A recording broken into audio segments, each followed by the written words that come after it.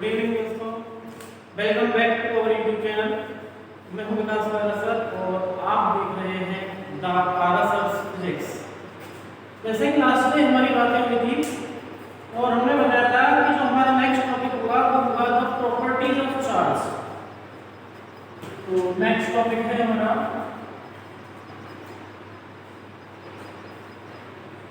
Properties of charge. Charge में कौन कौन सी प्रॉपर्टी प्रेजेंट होती है। तो जो फर्स्ट प्रॉपर्टी है वो है बेटा एडिटिविटी ऑफ चार्ज।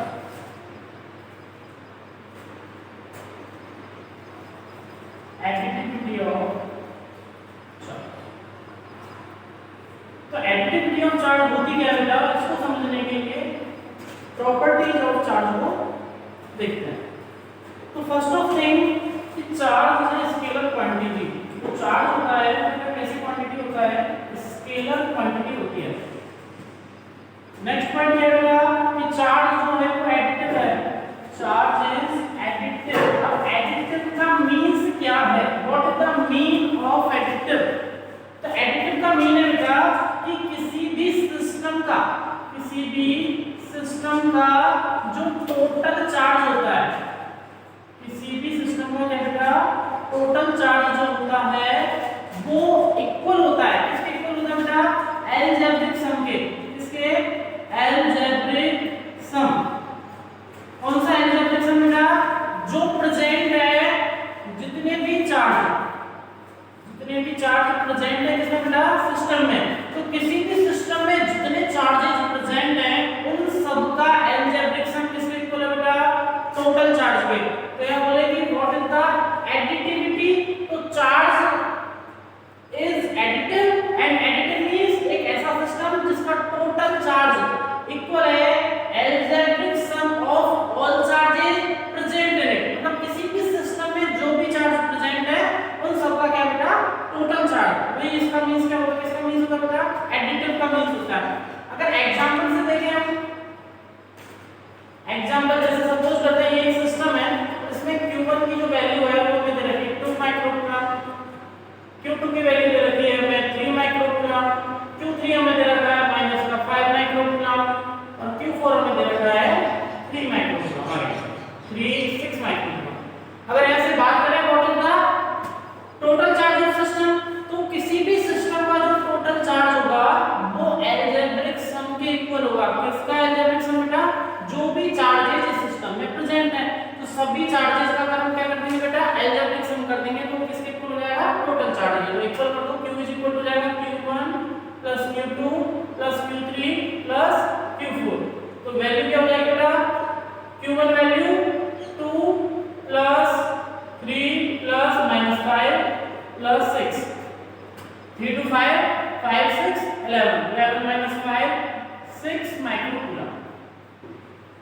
तो किसी भी सिस्टम का जो टोटल चार्ज होगा वो अलजेब्रिक सम के इक्वल हो जाएगा जो भी चार्जेस प्रेजेंट है इसमें उस सिस्टम में। तो किसी भी सिस्टम में जितने भी चार्जेस प्रेजेंट है उन सबका अगर हम अलजेब्रिक सम कर देते हैं तो वो टोटल चार्ज इक्वल हो जाएगा। यही प्रॉपर्टी क्या होती है बेटा, एडिटिविटी होती है। तो ये हमारी फर्स्ट प्रॉपर्टी थी जिसका नाम था एडिटिविटी ऑफ चार्ज। अब बढ़ते हैं सेकंड प्रॉपर्टी की तरफ।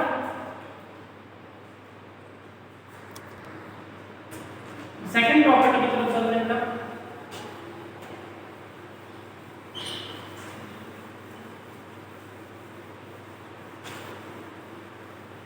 सेकंड प्रॉपर्टी है बेटा अपनी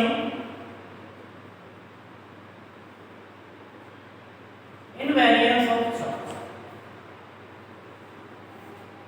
इनवेरिएंस ऑफ चार्ज इसका मींस क्या होता है कि बेटा जो charge of a body, charge of a body ये स्पीड पर डिपेंडेंट नहीं होता कि किसी भी पार्टिकल का या ऑब्जर्वर का स्पीड क्या है क्या नहीं है। उस चीज पे जो चार्ज होता है हमारा ये इंडिपेंडेंट होता है। चार्ज स्पीड पर डिपेंडेंट नहीं होता, चार्ज स्पीड पर डिपेंडेंट नहीं होता। चाहे स्पीड ज्यादा हो चाहे कम हो, चाहे मोशन में हो चाहे रेस्ट में हो। तो दूसरे वर्ड्स में तो हम क्या बोल सकते हैं, चार्ज जो है does not depend on the speed of A particle और ऑब्जेक्ट।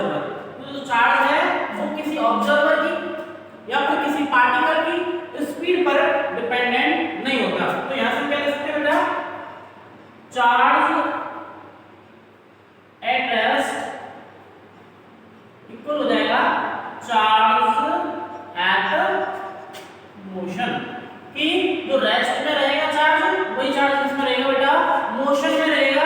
तो यहां से हम लिख सकते हैं बेटा q रेस्ट होगा वो इक्वल हो जाएगा q मोशन के।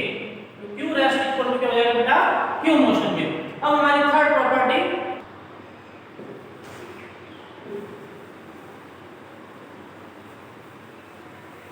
देखो बेटा यहां से एक नोट क्या बेटा कि according to special theory of relativity, अगर जो स्पीड है क्या बेटा, स्पीड है वो बहुत ज्यादा हाई हो जाती है, मींस v नियरली इक्वल हो जाती है c के, तो क्या होगा बेटा कि जो मास है पार्टिकल का, क्या बेटा मास ऑफ पार्टिकल वो बहुत ज्यादा हाई हो जाता है।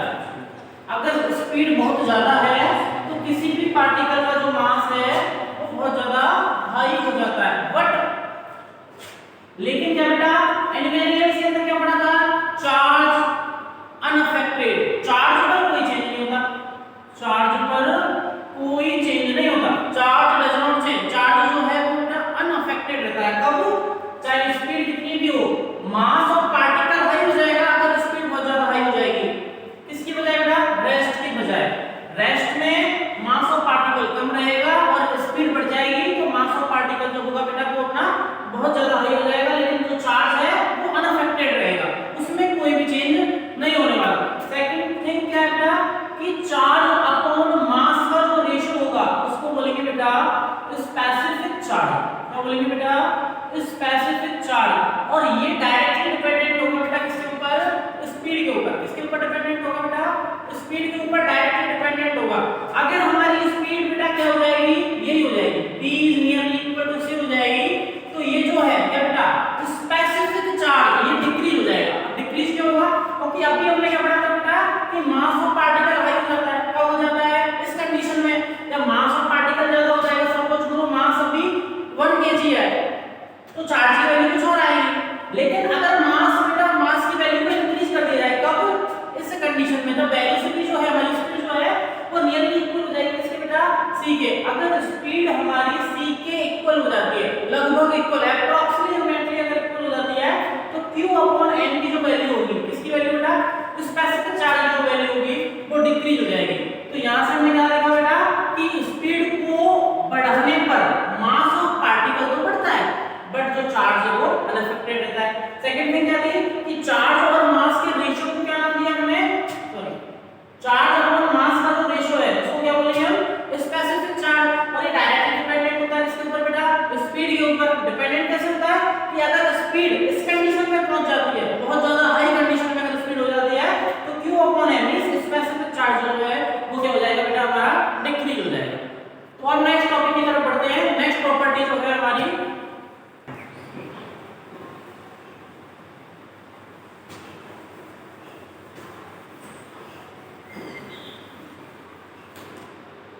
देखिए बेटा, जो थर्ड प्रॉपर्टी है हमारी वो है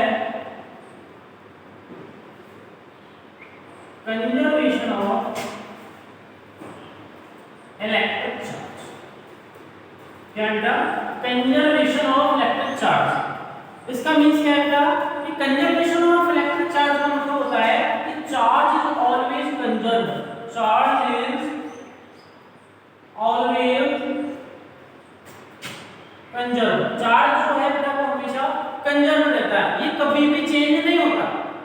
अगर सेकंड वर्स में अनदर पर्सन अगर इसको बोलने का हम ट्राई करें तो ये क्या हो जाएगा बेटा हमारा कि charge can neither be created nor be destroyed, it can only be transferred. कि चार्ज को ना तो हम क्या कर सकते बेटा क्रिएट कर सकते, यहां से लिखेंगे charge can neither be created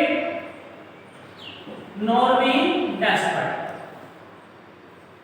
ना तो हम उसको क्रिएट कर सकते, ना हम क्या कर सकते बेटा इसको डिस्ट्रॉयड कर सकते, हम सिर्फ और सिर्फ कर सकते हैं तो इसको ट्रांसफर कर सकते हैं। It can only be transferred. तो कंजर्वेशन ऑफ इलेक्ट्रिक चार्ज मतलब क्या हुआ बेटा कि चार्ज जो है वो हमेशा क्या होता है बेटा क्रिएट कर सकते, ना हम उसको डिस्ट्रॉय कर सकते। इट कैन ओनली ट्रांसफर, ना तो हमने उत्पन्न किया, ना तो चार्ज को बनाया, ना उसको खत्म किया, सिर्फ और सिर्फ क्या किया बेटा, इसको ट्रांसफर किया। तो कुछ एग्जांपल्स, एक एग्जांपल आपको मैं देके बताता हूं रेडियो एक्टिविटी के अंदर कि ये जो कंजर्वेशन ऑफ इलेक्ट्रिक चार्ज जो प्रॉपर्टी है वो होती है या नहीं होती, होती है तो कैसे होती है। जैसे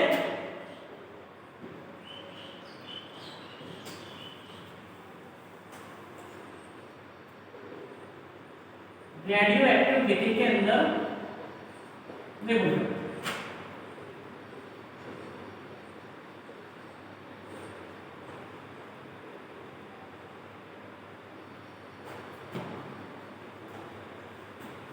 ये रेडियो एक्टिव डिके का एक बेटा छोटा सा एग्जांपल है कि जब 92 यूरेनियम 238 का चेंज करते हैं रेडियो एक्टिव डिके में, जब इसका डिके करते हैं तो ये 94 234 और 2He4 में जाके चेंज हो जाता है। यहां से अगर हम देखें इसमें क्या हो जाएगा बेटा कि चार्ज जो है वो हमेशा क्या रहेगा, कंजर्व रहेगा। तो यहां से अगर हम देखें चार्ज इनिशियल, तो इनिशियल में कितना था बेटा 92 था, कितना था बेटा 92, और फाइनल में क्या हो जाएगा बेटा, फाइनल में जाके हो जाएगा 90, और इधर से कितना बेटा 2, तो 98 2 कितना हो जाएगा बेटा 92, इधर भी 92 इधर भी 92। तो क्या क्लियर हुआ बेटा कि जो चार्ज है वो हमेशा कंजर्व है, सिर्फ ट्रांसफर हुआ है, सिर्फ और सिर्फ ट्रांसफर हुआ है, ना तो क्रिएट हुआ ना डिस्ट्रॉय हुआ। जितना इनिशियल में था उतना ही क्या है बेटा फाइनल में हुआ है। इस प्रॉपर्टी का क्या नाम था हमारे का conservation of electric charge.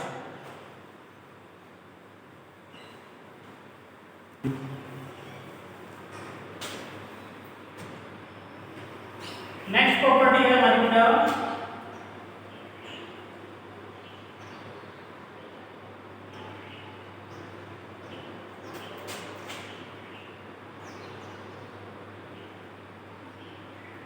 Quantization of electric charge. Quantization of electric charge का मींस क्या होता है कि किसी भी पार्टिकल का या किसी भी सिस्टम का जो टोटल चार्ज होगा वो वन एलिमेंट्री चार्ज के इंटीग्रल मल्टीपल होगा। वन एलिमेंट्री चार्ज की वैल्यू का इंटीग्रल मल्टीपल होगा, इंटीग्रल मल्टीपल होगा। इसके बेटा वन एलिमेंट्री चार्ज की वैल्यू, और वन एलिमेंट्री चार्ज की जो वैल्यू होगी बेटा वो होती है बेटा 1.6 मल्टीप्लाई 10 टू पावर माइनस 19 गुना, और इसका जो फॉर्मूला होगा वो होगा बेटा Q is equal to plus minus n. क्या होगा बेटा Q is equal to plus minus n. Q जो है ये हमारा चार्ज है, n जो है वो इंटीजर है, और E जो है वो क्या है बेटा एलिमेंट्री इलेक्ट्रॉन या एलिमेंट्री चार्ज, जिसकी जो वैल्यू होगी 1.6 मल्टीप्लाई 10 टू पावर माइनस 19 गुना। अगर यहां से बात करें बेटा कि मिनिमम चार्ज की वैल्यू क्या होती है, तो मिनिमम चार्ज की जो वैल्यू होगी वो कितनी होगी बेटा 1.6 मल्टीप्लाई 10 टू पावर माइनस 19 गुना। अब कुछ क्वेश्चंस को सॉल्व करते हुए हम क्वांटाइजेशन ऑफ इलेक्ट्रिक चार्ज को समझते हैं। यहां से हमने क्या पढ़ा था कि जो चार्ज होता है किसी पार्टिकल का वो इंटीग्रल मल्टीपल होता है ऑफ वन एलिमेंट्री इलेक्ट्रॉन या फिर वन एलिमेंट्री चार्ज। कोई भी वन एलिमेंट्री चार्ज की वैल्यू पे क्या, और एलिमेंट्री चार्ज की वैल्यू क्या होती है बेटा 1.6 मल्टीप्लाई 10 टू पावर माइनस 19 गुना, और फॉर्मूला होगा Q is equal to plus minus n।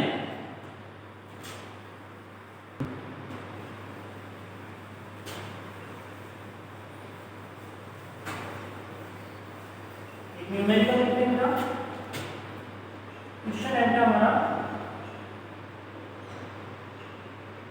How many electrons are emitted to charge of a metal ball with 1 coulomb of positive charge। कि एक मेटल बॉल को अगर 1 कूलम्ब चार्ज से अगर हम चार्ज करते हैं तो उसमें कितने इलेक्ट्रॉन एमिट होते हैं। तो यहाँ से बेटा देखो Q की जो वैल्यू है वो हमें रखी है कितनी 1 कूलम्ब,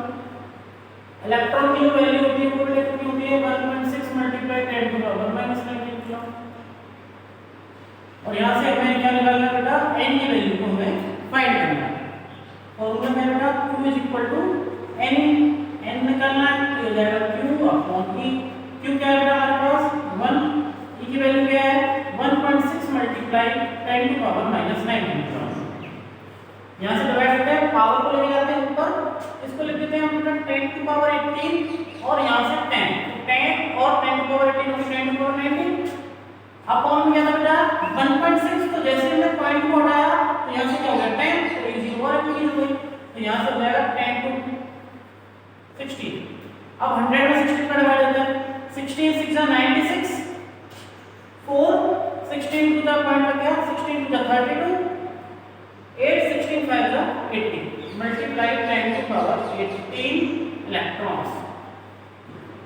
इतने इलेक्ट्रॉन्स क्या होंगे बेटा एमिट होंगे किसी।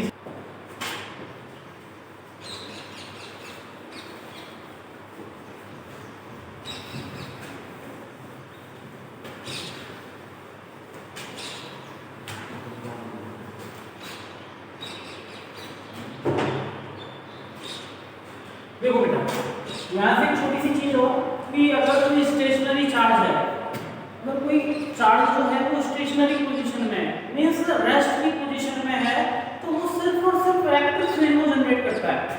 अगर कोई चार्ज कैसा बेटा रेस्ट में है, स्टेशनरी पोजीशन में है, तो वो सिर्फ और सिर्फ इलेक्ट्रिक फील्ड को जनरेट करता है। अगर चार्ज मोशन में है तो वो इलेक्ट्रिक फील्ड के साथ साथ क्या होगा मैग्नेटिक फील्ड भी जनरेट करता है। छोटी सी चीजें हैं, छोटी छोटी चीजें। अगर चार्ज हमारा रेस्ट में है तो वो सिर्फ और सिर्फ इलेक्ट्रिक फील्ड को जनरेट करेगा। चार्ज अगर मोशन में आता है तो वो इलेक्ट्रिक फील्ड तो करेगा ही करेगा, साथ में मैग्नेटिक फील्ड भी करेगा। अगर हमारा जो पार्टिकल है वो एक्सीलरेट होता है, पार्टिकल क्या होता है बेटा एक्सीलरेट होता है, तो ये बेटा इलेक्ट्रोमैग्नेटिक फील्ड को जनरेट करेगा। क्या करेगा बेटा ये इलेक्ट्रोमैग्नेटिक फील्ड को जनरेट करेगा। इसके साथ साथ उन्होंने क्या किया बेटा इलेक्ट्रोमैग्नेटिक रेडिएशंस, क्या बेटा इलेक्ट्रोमैग्नेटिक रेडिएशंस भी इसके सराउंडिंग्स में अराउंड सराउंडिंग्स इसके चारों तरफ इलेक्ट्रोमैग्नेटिक रेडिएशंस को भी क्या करेगा बेटा एमिट करेगा। कब? जब ये जो पार्टिकल है वो हाई एक्सीलरेटेड हो जाता है तो इलेक्ट्रोमैग्नेटिक के साथ साथ इलेक्ट्रोमैग्नेटिक रेडिएशंस को भी इसके सराउंडिंग्स में एमिट करता है। चीज ऐसी चीज है रेस्ट